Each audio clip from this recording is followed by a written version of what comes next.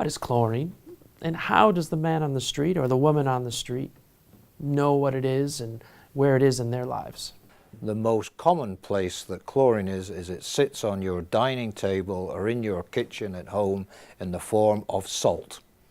The chemical name for salt is sodium chloride. As an element, a gaseous element has very many uses. Could you give me a couple of examples right off the bat that people would know? Medicines and pharmaceuticals. More common uses for chlorine in reactions are to make plastics like PVC, things like polycarbonates, polyurethanes. This is what is used to insulate your fridge to keep the cold in and the heat out. It's what you sit on in your sofa and in your car. Chlorine is used in the manufacture of solar cells, the photovoltaic cells that we use in generating electricity from sunlight. It's also used in the space programs, the suits that astronauts wear. Chlorine is actually used to produce this high purity silicone for use in electronics. The electronics, of course, is what makes laptops, iPads, phones, all these kind of electronic equipment which are part and parcel of everyday life. But then one of the most original uses of gaseous chlorine was to disinfect water. We have now embarked on a communications program designed to actually show the benefits of chlorine and what chlorine and chlorine chemistry, which therefore means chlorine derivatives, what does it do for society? So how do you make chlorine? We are taking salt. Yeah. We solve it in water, and then you put electricity in there, and then you're producing chlorine, hydrogen, and caustic soda. And all three products going into different segments are all very vital for the industry. Making chlorine takes a lot of energy. The cost of electricity is extremely important when it comes to both sustainability and competitiveness. Today it accounts for anything up to 50–55% of the total cash cost of producing chlorine. So a company, in order to remain competitive, has to be energy efficient. The production of chlorine is an electrochemical process, and nature decrees that there's a minimum amount of energy, electrical energy, in order to bring about the reaction. If you look into the technologies, we had the mercury electrolysis, then we are having diaphragm electrolysis, we are now membrane, and we even go further, and every time there's significant reduction in consumption of energy. We're always trying to squeeze out that last bit of energy efficiency. In the chlorine industry, we have about 40,000 employees in Europe. If you see the downstream, the product which are then produced going in the pharmaceuticals, in the automotive, in the construction industry, 2 million jobs are related based originally on the chlorine path.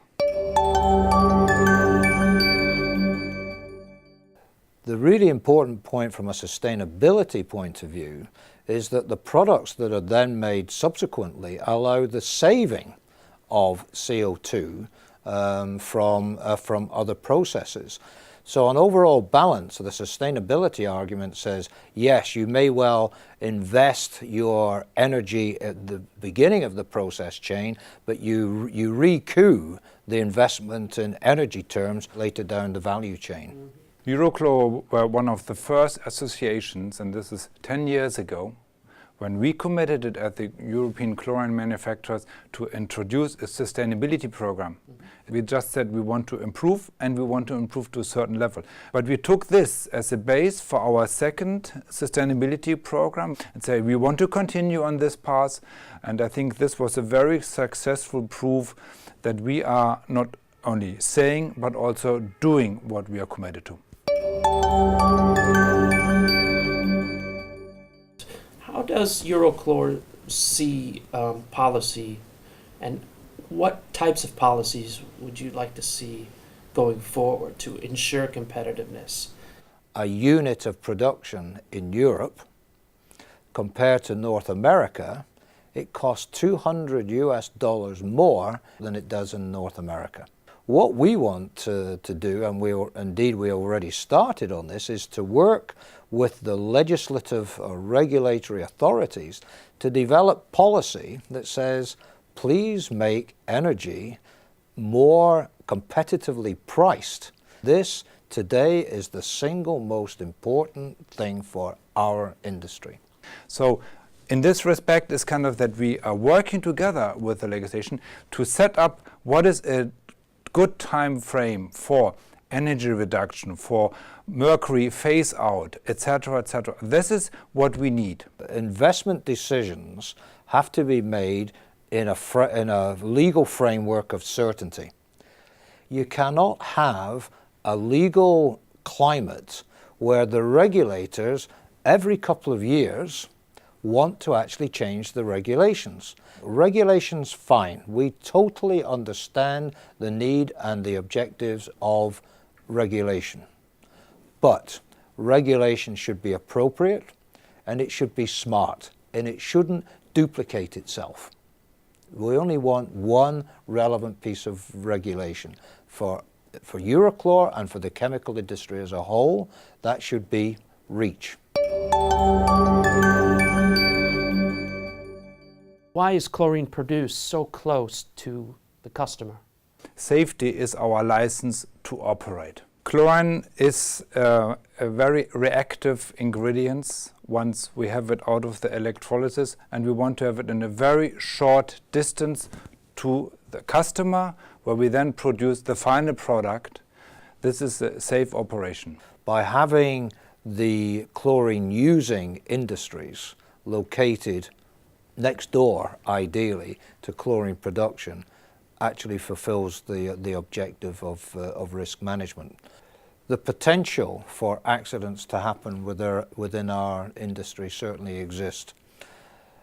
What we have learnt over the decades is how to develop risk management practices in order to minimize the risks of such accidents to a level where today we have virtually zero accidents.